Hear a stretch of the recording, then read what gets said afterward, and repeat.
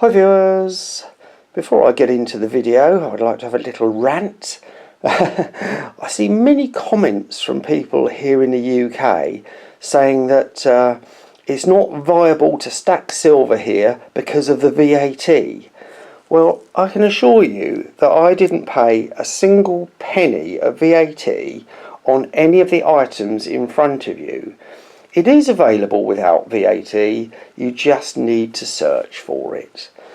Anyway, now my rant's over.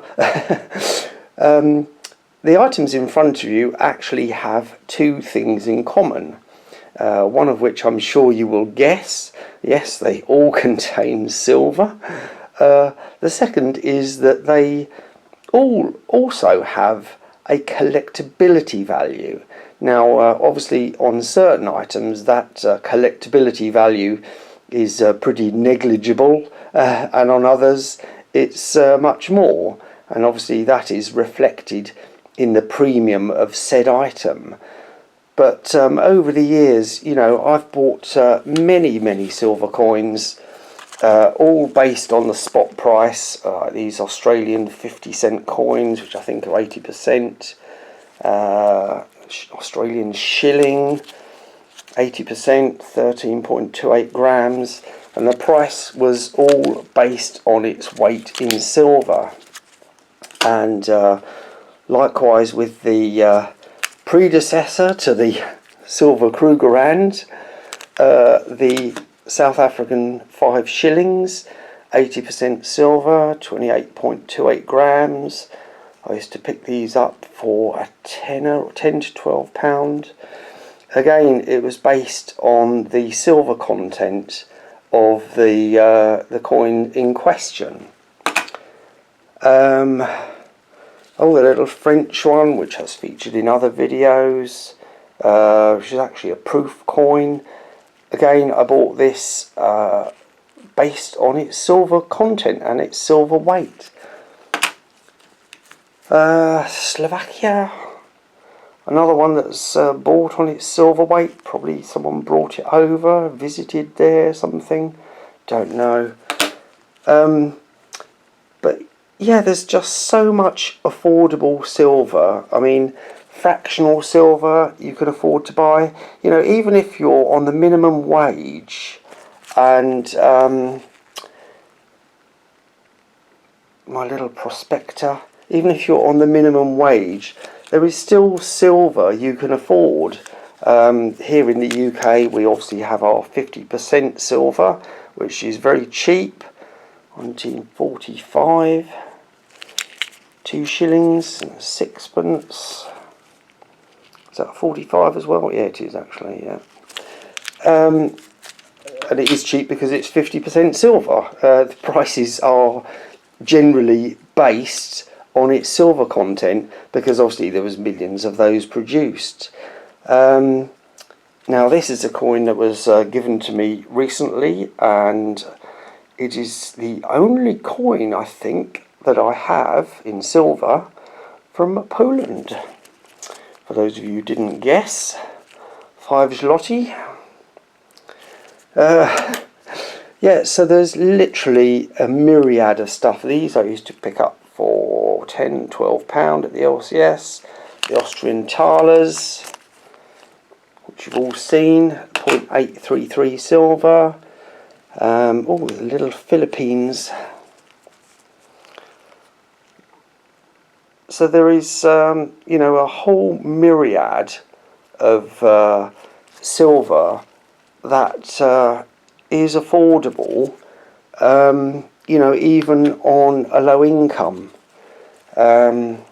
Obviously the vintage silver is a bit more sought after and will have a premium.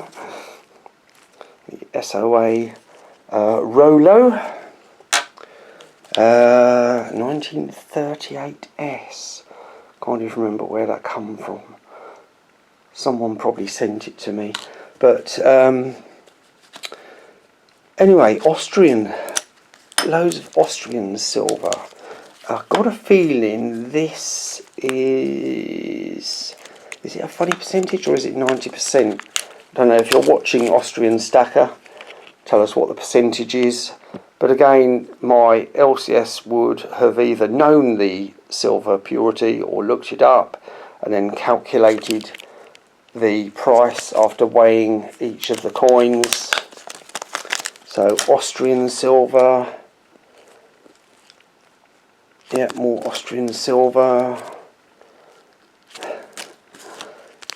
and what was that one? 20 grams of 90%.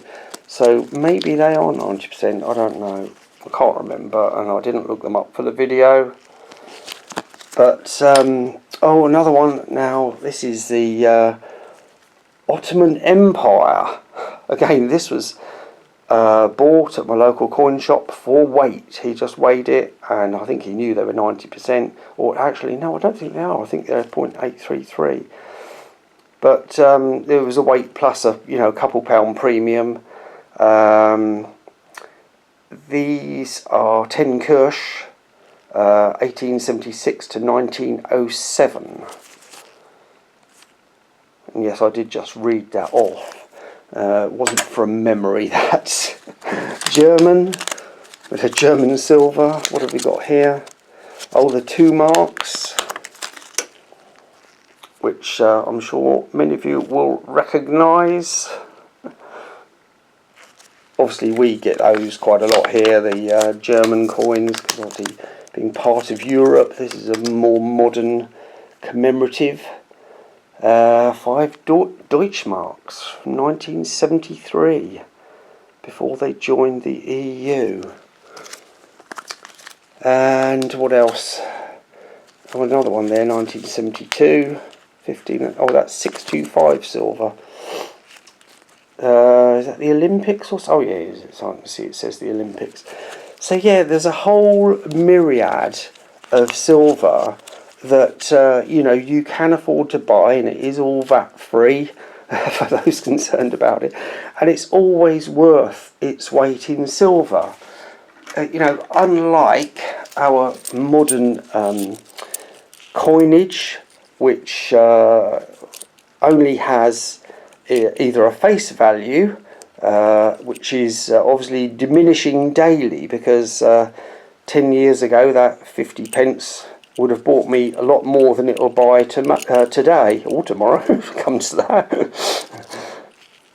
Yeah, so these, my wife used to get all of these, and when she was running a business, and she used to sell them on Marketplace for the face value, and people used to say, well, why are you selling it so cheap? She said, well, that's what it's worth. It's worth 50 pence each. It's a 50 pence coin or a £2 coin or whatever.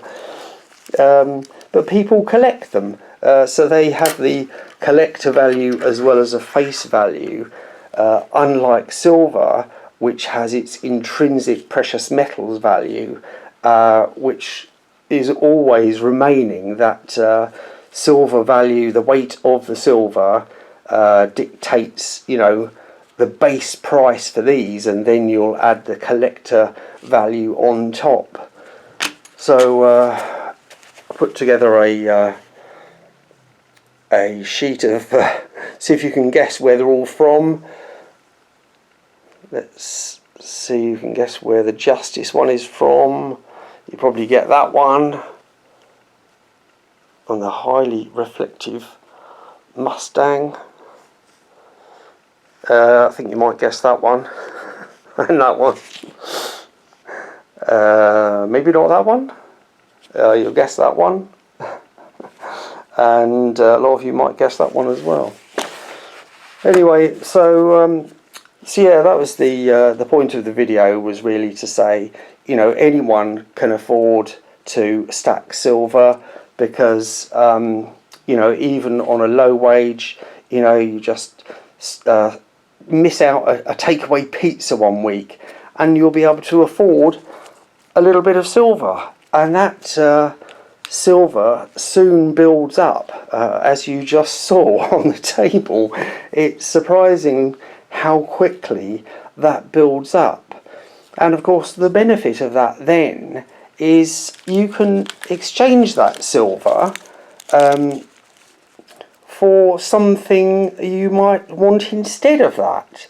So in other words, if you had enough of these, that you bought when silver was £10 an ounce, and then when silver's £20 an ounce, you sell it, you're going to make a little bit of money on it. But that kind of becomes irrelevant because you're then getting something new that you want instead.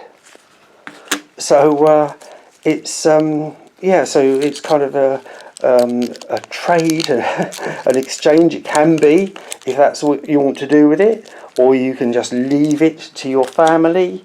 You know, having trays of these is going to be far more beneficial to those you leave it to than having trays of these.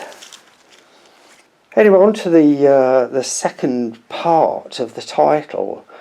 So why should you? Well, I just gave you one of the reasons, because you know, if you've got a bunch of coins that you've just bought for their silver weight and silver's gone up, you can then trade it in for something you might like as a collector. Una and the Lion, for example. You might just want to stack it to leave. There are a whole multitude of reasons that you would stack silver. It's to me, it is a hobby with fringe benefits. I've had many hobbies over the years, and cost me many thousands of pounds. One of which is watch collecting. I have a passion for Swiss watches, and probably lost an awful lot of money on those. Maybe had I bought different Swiss watches, I wouldn't have done. But yeah, they're not all Swiss. But yeah, there's many hobbies I've had, and not one of them really, other than maybe metal detecting, has metal detecting for me has paid for itself, with, you know, some profit as well. But you know, I would say silver collecting as a hobby has been far more financially beneficial to me than any other hobby. Now, you know, for those who are new to silver, you know, veteran stackers, those of you who've been stacking for years, you know, put your thoughts down in the comments why you stack.